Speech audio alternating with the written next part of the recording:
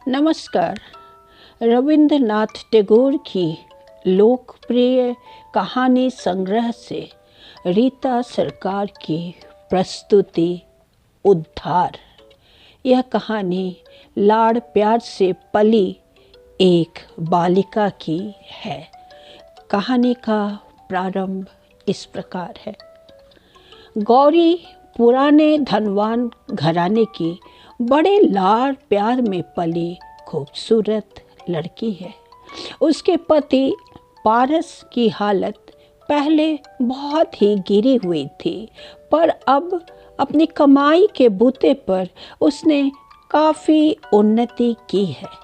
जब तक वह निर्धन था तब तक सास ससुर ने इस ख्याल से कि लड़की कष्ट पाएगी, बहू को विदा नहीं किया था। गौरी कुछ अधिक आयु में ही ससुराल आई।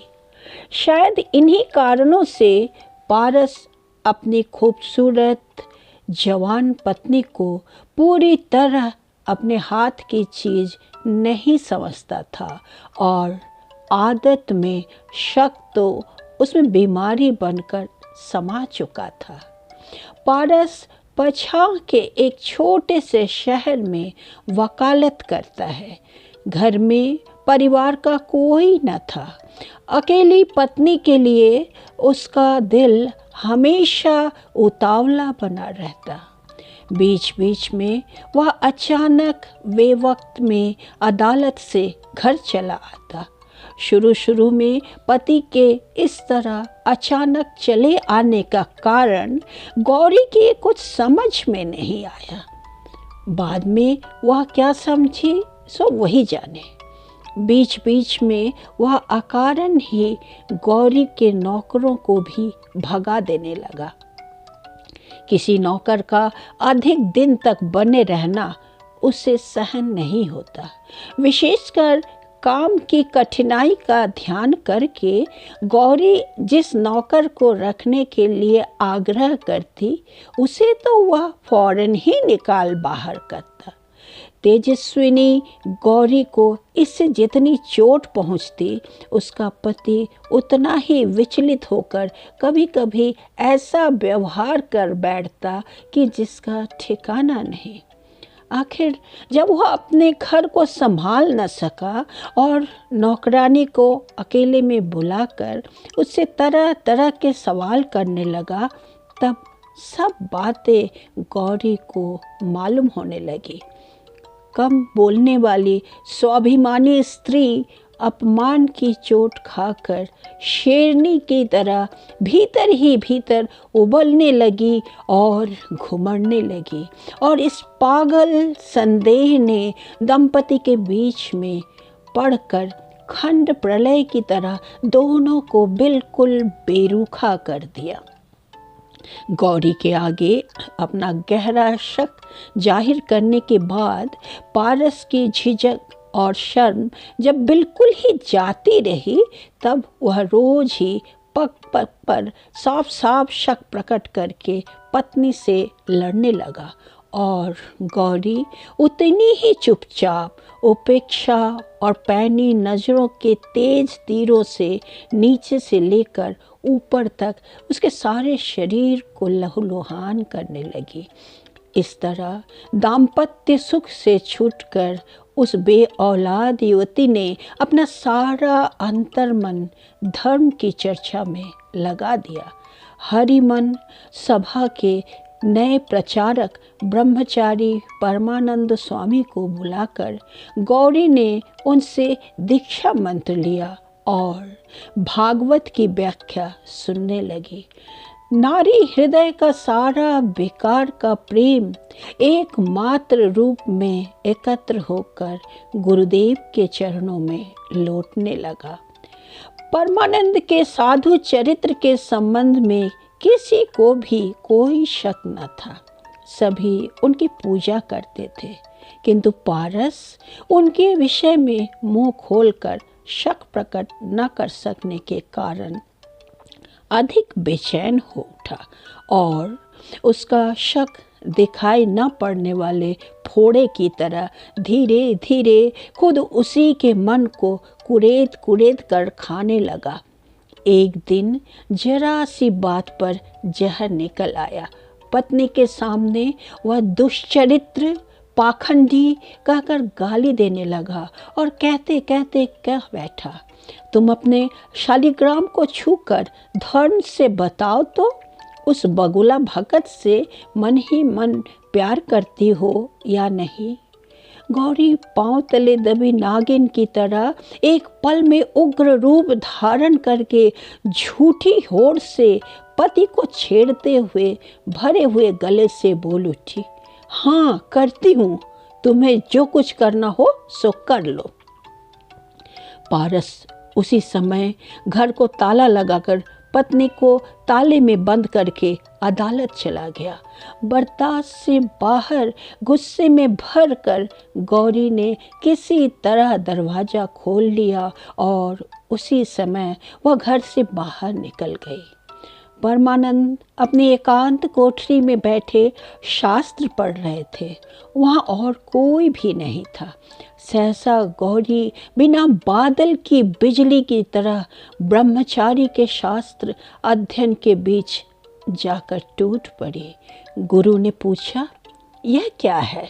शिष्य ने कहा, गुरुदेव, इस अपमान से भरी दुनिया में उद्धार करके मुझे कहीं ले चलो। अब मैं तुम्हारी ही सेवा में अपना जीवन न्यौछावर करना चाहती हूँ। परमानंद ने बहुत डांट फटकार कर गौरी को घर भेज दिया, किंतु हाय गुरुदेव, उसका तुम्हारा वह अचानक टूटा हुआ अध्ययन का सिलसिला क्या फिर पहले जैसा जुड़ पाया? कहानी किस तरह बढ़ रही है। पारस ने घर आकर दरवाज़ा खुला पाया। पत्नी से पूछा, कौन आया था? पत्नी ने कहा, कोई नहीं, मैं स्वयं गुरुदेव के घर गई थी। पारस का चेहरा सफ़ेद पड़ गया। दूसरे ही पल लाल सुर्ख होकर बोला, क्यों गई थी? गौरी ने कहा, मेरी तबीयत। उस दिन से घर पर पहरा बैठाकर पत्नी को कोठरी में बंद करके पारस ने ऐसी हुड़दंग मचाई कि सारे नगर में बदनामी हो गई। इन सब भद्दे अपमान और अत्याचारों की सूचना पाकर परमानंद का हरि भजन बिल्कुल ही छूट गया। इस नगर को छोड़कर वे और कहीं जाने की सोचने लगे, किंतु बेचारी गौरी को इस हालत में छोड़कर उनसे कहीं जाते न बना और सन्यासी के इन दिन रातों का इतिहास अंतर्यामी के अलावा और कोई भी न जान सका। अंत में रुकावट की हालत में गौरी को एक चिट्ठी मिली। उसमें लिखा था, वत्से, मैंने काफ़ी सोचा है। पहले अनेक साध्वी साधक रमणिया कृष्ण प्रेम में अपना घर बार सब कुछ छोड़ चुके हैं। यदि दुनिया के अत्याचारों से तुम्हारा मन हरि के चरण कमल से विमुख हो गया हो तो मुझे सूचना देना। भगवान की मदद से उनकी सेविका का उद्धार कर उसे मैं प्रभु के भयहीन चरण कमल में न्योछावर करने की कोशिश करूँगा। फाल्गुन शुक्ला त्रयोदशी बुधवार की शाम को दिन के 2 बजे तुम चाहो तो अपने तालाब के किनारे मुझसे मिल सकती हो। गौरी ने चिट्ठी को बालों में बांधकर जूड़े में खोस लिया। तेरस के दिन स्नान के पहले वह जूड़ा खोलने लगी तो देखा कि पत्र नदारद। सहसा शक हुआ कि शायद पत्र सोते में किसी समय निकलकर बिस्तर पर गिर गया होगा। पति उस पत्र को पढ़कर भीतर ही भीतर जल भुन कर खाक हुए जा रहे होंगे। यह सोचकर गौरी मन ही मन में तनिक प्रसन्न हुई, किंतु साथ ही उसका सिर का गहना बनने वाला पत्र पाखंडी के हाथ पड़कर लांछित हो रहा होगा, यह बात भी उसे बर्दाश्त नहीं हुई। वह तेजी से पति के कमरे में पहुंची। देखा, पति जमीन पर पड़ा हुआ बुरी तरह तड़प रहा है। मुंह से झाग निकल रहे हैं और आंखों की पुतलियां ऊपर चढ़ गई हैं। पति के दाहिने हाथ की मुट्ठी में उस पत्र को निकालकर गौरी ने जल्दी से डॉक्टर को बुलवाया। डॉक्टर ने कहा, एपोलेप्सी मिर्गी है। रोगी तब तक मर चुका था। उस दिन पारस को किसी जरूरी मामले की पैरवी के लिए बाहर जाना था और सन्यासी का यहाँ तक पतन हुआ था कि उस खबर को सुनकर वे गौरी से मिलने के लिए तैयार थे। अभी अभी विवाह हुई गौरी ने खिड़की में से देखा कि उसके गुरुदेव पिछवाड़े के तालाब के किनारे चोर की तरह छिपे हुए खड़े हैं।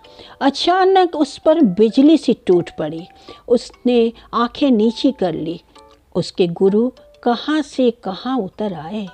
सहसा एक ही क्षण में उनका विभत्स चित्र उसकी आंखों के सामने नाचने लगा।